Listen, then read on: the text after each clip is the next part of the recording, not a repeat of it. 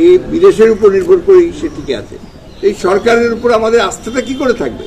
একটা ভিন্ন দেশ থেকে আমার যে পথ, যেটা আন্তর্জাতিকভাবে স্বীকৃত যে পথ, সেই পথে আমার সেই সমুদ্রের সীমা, সেখানে আমি যাতায়াত করতে পারছি না, ওখানে সেখানে ঘোরাঘুরি করে যাতায়াত বন্ধ করে দিচ্ছে। অথচ সরকার এখন পর্যন্ত একটা যে statement, serious statement, I am condemning the incident of Myanmar, সেটা পর্যন্ত তারা করে নাই। তারা বলছে যে আমরা দেখছি, এটা সার্বভৌমত্বের প্রতি আঘাত আসছে, তারা দেখছে। এই সরকারের উপর আমাদের আস্থাটা কি করে থাকবে?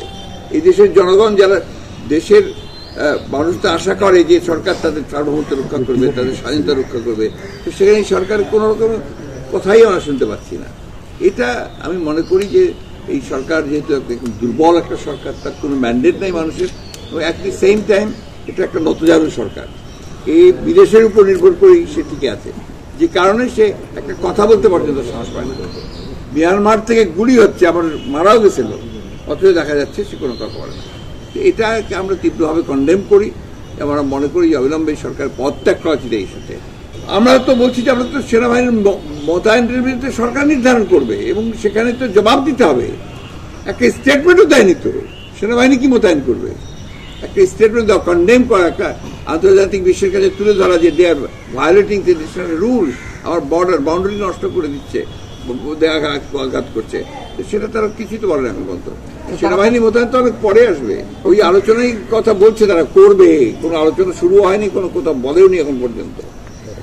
ওই যে আপনাদের গল্পটা জানেনি, আর কি বলবো, এটা খুবই খারাপ যাবে। সাধারণ মানুষের তো অবস্থা অত্যন্ত খারাপ। এখানে ইনফ্লেশন, মুদ্রাস্ফীতি যেভাবে বেড়েছে, এটা সাধারণ মানুষের ক্রয় ক্ষমতার সমস্ত বাইরে চলে যাবে। সেটা লক্ষ্য করা যাচ্ছে যে এবারকার কোরবানির ঈদের যে কোরবানির যে পশুগুলোকে কিনতে যাচ্ছে, সেখানে কিনতে পারছে না। বেশিরভাগ ক্ষেত্রে দেখা যাচ্ছে নাগালের বাইরে সমস্ত দাম।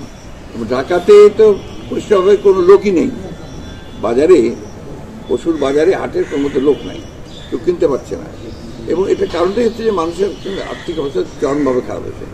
এই সরকার তো বেসিক্যালি তার লুট করে দেশের সমস্ত সম্পদকে বিদেশে পাচার করে দিয়েছে, ব্যাংকগুলো থেকে লুট করে শেষ করে দিয়েছে, এবং অর্থনীতিকে চরম খারাপ অবস্থা নিয়ে এসছে।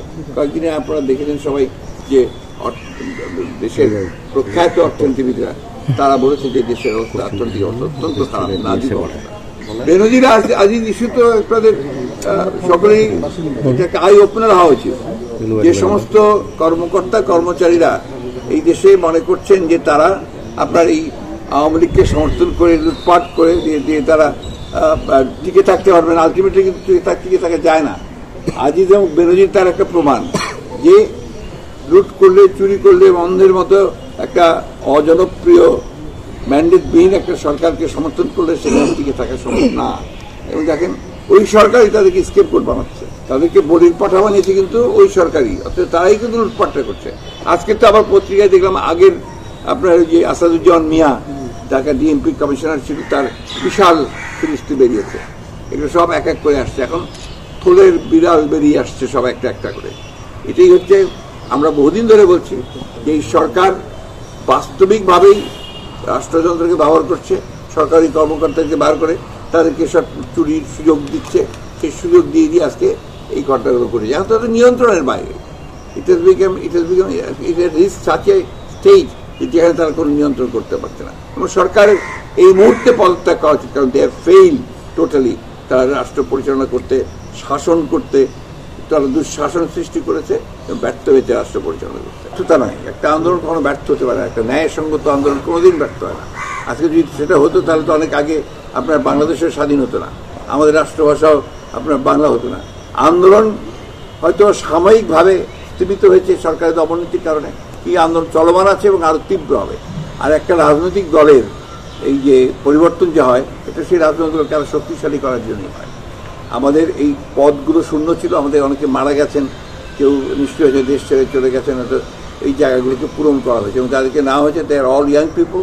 তো আমরা অত্যন্ত আশাবাদী যে এই পরিবর্তনের পর আমাদের দল আরো বেশি শক্তিশালী হবে।